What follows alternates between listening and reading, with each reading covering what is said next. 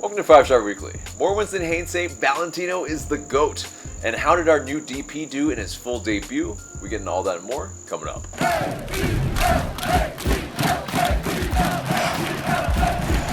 Welcome to the show, 5 Star Fam. I'm AJ, and this is Marc. Before we get into it, become part of the notification squad by hitting the bell next to the subscribe button on YouTube. This segment is sponsored by Thinking Man Tavern, a cozy Decatur neighborhood pub. Grab a tasty beverage from a wide variety of selections and a plate of something delicious from the menu. To go, check out Thinking Man Tavern. 5 Star Fam, here's your opportunity to support the channel on a grassroots level, and you can find it on patreon.com/atlutdfantv. We have some fun tiers. Join us there. We'd love to see you there. But let's get into the match review. And yeah, Toronto FC, who are in the depths of the division, they played like it. And but we did the business, so it's 3 straight wins, and Luiz Araujo made his full debut. And also, I mean, yeah, you have something, I think, an interesting, very interesting lineup. It's pretty much a death lineup. Like, you only have one defensive midfielder, and yeah, you know, you have three-man back line. Right. You have all of Araujo, Moreno, Barco, and Joseph. Mm-hmm. I mean, definitely very, very attacking. But yeah, how'd you find the match? Not only, and just to add to the point of the lineup, I mean, the wingbacks, Bello and Lennon, right? Those are probably the most aggressive options in terms of getting forward. So, yeah, I mean, I was definitely very intrigued by that lineup. I am a little surprised that Araujo actually started. But overall, I mean, to be honest with you, it was fun at times. I mean, some of those touches, some of those turns. I mean, from Barco, I think he was very confident on the ball. Took space when it was available, drove the ball forward. Love to see that. I thought Araujo was very assured, especially with his touch. You know, he tried things. He looked quite comfortable, to be honest with you. But yeah, there was one occasion where he was on the left wing in the first half. I mean, they played kind of a longish pass to him, and the way he just brought it down, I mean, he was just classy. And so yeah, I thought Moreno also was pretty good. Made some good line-breaking passes. I thought Joseph could have scored certainly that volley. Not the scorpion kick volley. Not the scorpion kick volley. No. The sort of near post one. Yeah. He was very upset with himself. You could tell he felt like he should have put that on target. But yeah. But you know, I thought second half was more Toronto's for sure. You know, they had looks. They really should have tied the game. I mean, Pozuelo had a chance from about the penalty spot that I think he should have buried. Yeah. They had a chance towards the end. I didn't see who took that final chance, but skied it over the bar. You know, so you kind of look at it as maybe got away a little bit. Yeah, they look like a team that's bereft of confidence. Yeah. You know, they're taking one touch too many, and then taking it wide, you know, when they probably should have taken it first time, that type of thing. And, right. You know, that's those are the breaks that we get, I think, that kind of makes a difference a little bit. I mean, I'm not going to lie, I was a little bit on edge because of past matchups with Toronto, games where we have been leading, and Toronto just gets a goal at the end out of nothing, seemingly, or whatever. So, and, you know, Moreno could have put the game away. Bello, I think, also should have probably shot sooner on that one time he was playing on through. Yeah, he probably should have shot with his right instead of taking it wide. That's also maybe a confidence thing. Even though he's been playing really confident, I think he's just not like as comfortable in front of goal. In front of goal, probably, right? Yeah. And Barco as well, and Moreno, I think, at times probably belabored the point, and probably should have, put a ball on goal, and didn't really do that, or didn't look up. Right. Didn't find the open man, didn't pass the ball soon enough. There's still those things, I think.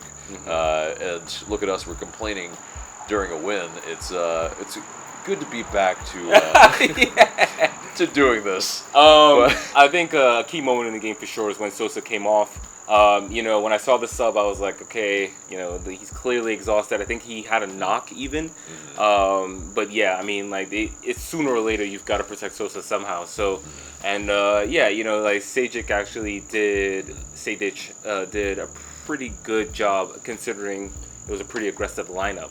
So it's we'll see how Valentino, I guess, approaches the DC match in terms of the lineup. But because there is that, and Valentino will be coaching the next match versus DC United. That news did come out during the broadcast. That was from Julian Sakovitz. But and so it is not the last game of the Valentino era after all. So there will be, I think 8 games total. So far 3 wins. Already more than Gabriel Heinze, and that's definitely like, there's some people that have been quite vocal about how Heinze, that whole news did come out as well, that the MLSPA, the grievances filed, that was factually correct. So this definitely is something that Heinze, he apparently did. He did force the players to just overtrained and didn't give them off days, and reported bits about them being pretty much on call to train at any point. Like, that's no one likes to I think have to train that way. I think you have the scheduled training, and then you don't do 2-a-days like every single week. It's just I wonder how much of that was a cultural thing too, where he's not used to dealing with players associations, or where they're not used to having collective bargaining agreements limiting how much the coach can practice. Because I imagine I'm curious to see how he reacted to being told, hey, you have a limit on how much you can practice your players. So I have a feeling I know what he said. Right. And, it probably, it wasn't in this language, but it probably had, kind of sounded like "uck off," probably. Yeah. But, right. Yeah. But anyway, so getting into some of the notes from this match, Ezekiel Barker scored his 4th goal of the season. Brooks Lennon recorded his 4th assist of the season. We didn't even talk about Barco's goal yet, but 20th minute, he's found on the right side of the box, and Barco with his left out of nowhere, really. And he's marked pretty well, and he just, pulls out this curler out of nowhere with his left, and I think, everyone in the stadium is definitely just flabbergasted because they didn't expect that whatsoever. Barco with his left from the right side, it just doesn't happen. I initially thought it was Luiz Araujo, because it was just like, left footer, okay, but I was shocked. Yeah, it did take a deflection, but it's still, was actually pretty, to even create the space to get the shot off like that much, to even be able to put it on frame, and then so I think that's what we want to see more of, is just that aggressiveness, because it will be rewarded one way or another. You know what I mean? It doesn't have to be like the prettiest goal. But I think you love the decision-making in that moment and throughout the match for Barco. For me, Barco was the player of the match. So. Indeed, a couple of times where he didn't, pass to the open man aside. I think, he controlled the match for large swaths. He also man-marked Michael Bradley out of the game, pretty much for the most part. Sans the little touches that he'd had to probably go sideways with that was very audible because of all the boos around the stadium. We're still doing that. Yes. We're still doing that. But but it definitely, it was, I think, all in all, when you have 3 straight wins, especially in a season this kind of dire, it's not too bad. And especially when, in terms of how we're looking in the standings, it's not too bad either. Like, we're 8 points out of second, and it's hilarious. I think that's how volatile the MLS standings are, and how long of a season it is, and how much parity really there is. Like 2nd through 5th are separated by a point. You have 32. Nashville on 32, and then NYC, Philadelphia, and Orlando all on 31. Yeah, that's the difference between, I guess, the top seed in the who plays in the first week, and not having a home playoff game. So it's Atlanta United could end up with a home playoff game out of this. Could, and we'll knock on some wood there. But but also, don't look now. Orlando City, they haven't won, or they've only won 2 in their last 10. And so it's something that's we'll all keep an eye on. Of course, we'll try to keep closing that gap for sure. Yep. But in terms of more things about this match, Atlanta took the second most shots this season with 21. The first was 22 shots against Cincinnati. And I mean, it's definitely, I think, when you have 3 straight wins, you take it. Oh, it doesn't matter how good it really looked at the end of the day. Right. But a post-match quote, Rob Valentino, he said that Gonzalo Pineda, he texted him and said, quote, "That's a very good 3 points there." And that wraps up the match review, and we will be playing DC United next on Saturday, and we'll have that preview later on in this show. But let's get into the news. We kind of talked a little bit about the standings already, but yes, LA United are currently in 9th. And like Marc alluded to earlier, I mean, there's not much separating from 2nd to 9th pretty much. And so, 8 points, it's doable. It is doable. I mean, basically you have to rely on a lot of other teams to, kind of crap the bed too. But still, that is possible, I think. I think it's one of the things that we always talk about MLS. It's a very forgiving league for that reason. You know what I mean? Just the fact that, one, yes, there is a playoff, and so you really just have to get over the line. It's not that different from, say, finishing top 4 in a European league or what have you. And then you get to play in the, you know what I mean? Like, anything can happen in the playoffs. And so, but not only that, I mean, there's just so much parity that, teams that seemed like they were running away at first, like Orlando, all of a sudden coming back to earth. NYC were on a purple patch before, and now they're sort of in the mix. I mean, the only team that's really out of grasp looking at the table is New England, right? Yeah. And then in a one-off, anything can happen. So, I mean, I think the recent form's definitely given me a lot of hope personally. And, I mean, why can't Atlanta United keep climbing the table? I mean, 2017, that's essentially what they did.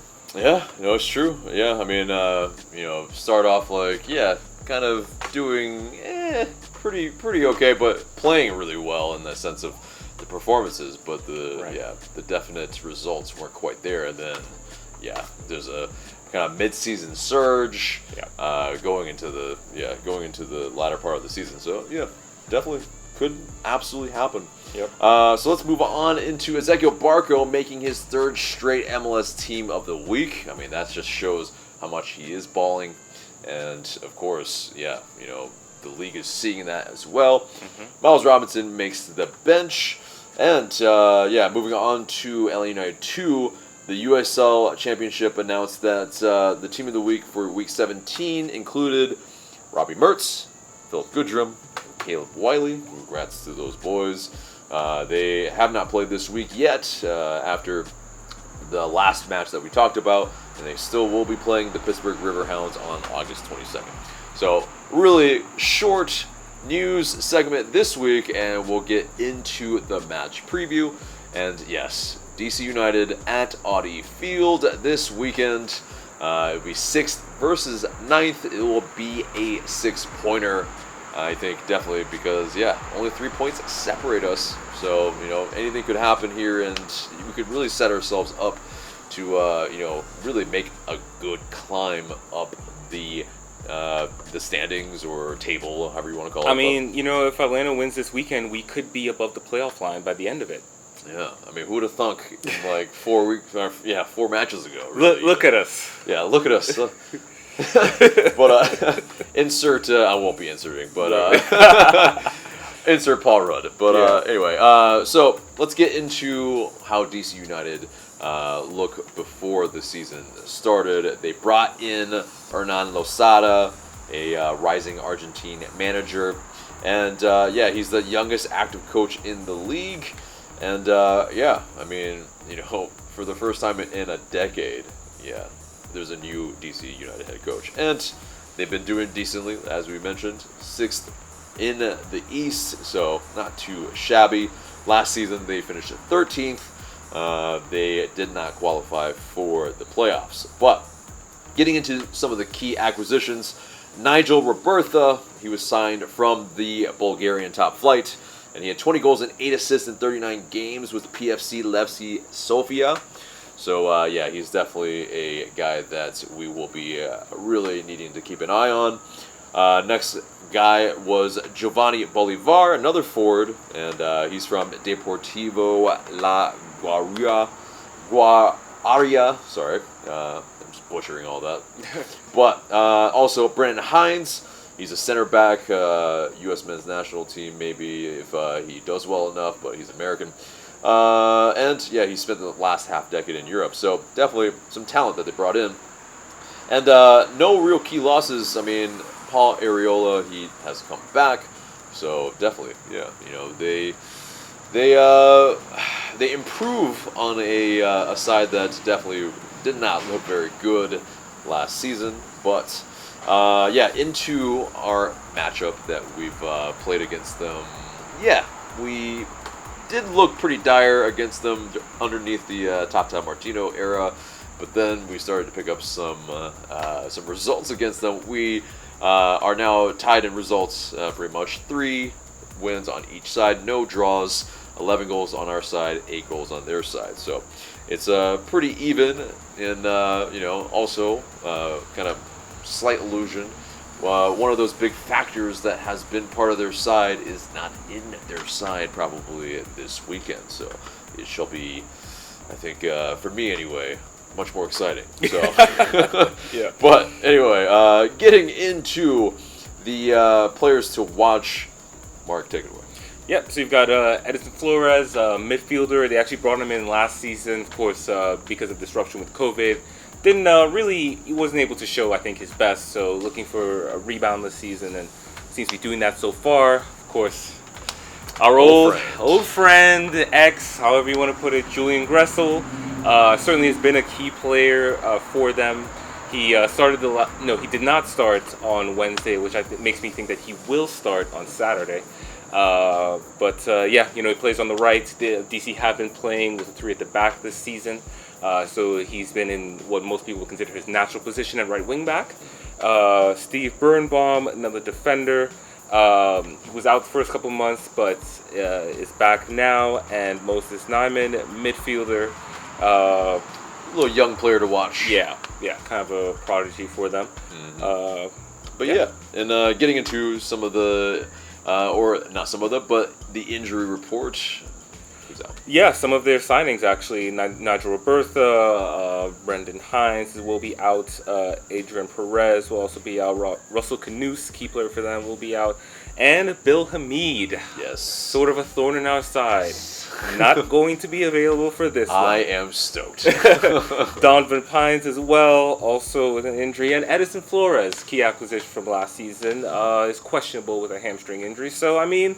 Yeah, I mean, Paul Arriola was playing up top for them last match, so maybe he does as well. It will be interesting. They look a little bit depleted, and so that's definitely a good thing for us. Even though maybe in our midfield, we don't really have a ton of players that we can rotate from, but either way, it's still something that we can I think attack-wise have the advantage over. Yeah. But get into ours. Yeah, so as AJ alluded to with the midfield, Emerson Hyman, of course, is going to be out. Mo Adams is still unavailable, and Franco Ibarra is still questionable. If one of those guys can come back, I mean, I think it would be a huge boost for us.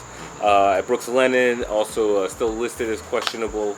Not the case, obviously, because he has played. So right. But anyway, and Jake Morini is questionable. Right.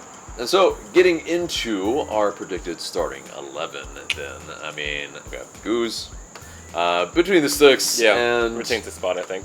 I think, the center backs probably will stay as is. I mean, do you disagree? Nope. Yeah, so it's going to be Robinson, it's going to be Franco, it's going to be Walks. I mean, I think, pretty much dealt with Pozuelo and Soltero really, really well last match, and yeah, I mean, so, it's one of those, I mean, if they can deal with them, I mean, obviously, maybe DC United, they are higher up the table, but I don't feel like they have better attacking players than, Pozuelo and Soltero, but. Right. But, getting into who we think are going to be the wingbacks, because 3-man back line. Right. What do you think? So I have Hernandez retaining his spot. I think Lennon, he looked okay. He certainly looked a little bit rusty. At the end of the day, Hernandez is just a better defender, I think. So Hernandez, I think, comes in for this matchup, and Bello retains his spot. Yeah. I think it's Brooks Lennon. He got an assist last match. I mean, he might come off a little early. But, yeah, I mean, it seems like at least Valentino's, like, slightly favoring him, I think, on the right side. But we'll see. Bello, of course. I shudder to bring in Mikey Ambrose right now, but I think you do need to spell Bello at some point. So maybe he does come off early. Maybe, hopefully, when we do have a lead, possibly. Right. But getting into the midfield, then, who do you have? So I have Sadic actually making a start alongside Sosa. I just think with the sort of kind of a tough road matchup, Valentino will be a little more pragmatic this time around. So we saw Moreno sort of start in that spot, but he obviously was playing his natural position. I don't think we're going to see a death squad kind of lineup. So I think Sadic and Sosa hold it down in the middle. Okay. I think we're gonna maybe do a death squad again. I mean, why not? I think we'll see how it goes, but I like it. And so Sosa starts again for me as that lone defensive midfielder. And I think it'll be like Araujo, he did pop up in a lot of central areas during the match. Sure. So I think Araujo will be there as well as Moreno. And so it's kind of as the two attacking midfielders, pretty much. Forwards? Yep. So I've got Araujo retaining his spot alongside Joseph and Barco. So no Moreno. No Moreno. Yeah, I think Moreno's got to get spelled. I could see him coming in as a sub, but I do suspect that maybe he's one of those players that just gets a rest, a little bit of a break. Yeah. And to be fair, that would be all three of our DPs on the pitch. And then Moreno obviously is no longer a DP, so maybe it makes sense. Maybe he is the odd man out slightly at times. But for me, it's Barco and Joseph up top. And so, the real only difference is Moreno and Sadic between us. What do you guys think? Let us know in the comments below. But let's get into the score prediction. So, it's going to be a tasty one. What do you think? So you've got two teams that are matching up in formation, sort of the three at the back mainly. And in the past, DC have been pragmatic. I know there's supposed to be a new era. I kind of want to see it though. We know how they're at home. But they tend to shithouse. Like they've always shithoused Atlanta. Home, away, whatever. So I think it's going to be a 1-1. I just don't think there will be very many opportunities between the sides. I think both teams will, especially a tough week for both teams. Sure. DC also had a tough matchup midweek. They lost to New England. So, DC coming in with 2 straight losses. I don't think they'll want to make it a third. So, I think it's a 1-1 draw is what I'm seeing here. Okay, that makes sense. They have won their last 4 at home as well, which is, they're just comfortable at home, clearly, right now. But I feel like, it's still going to be a draw, but I think there were 4 goals between it. And so it will be 2-2 for me. What do you guys think? Again, let us know in the comments below.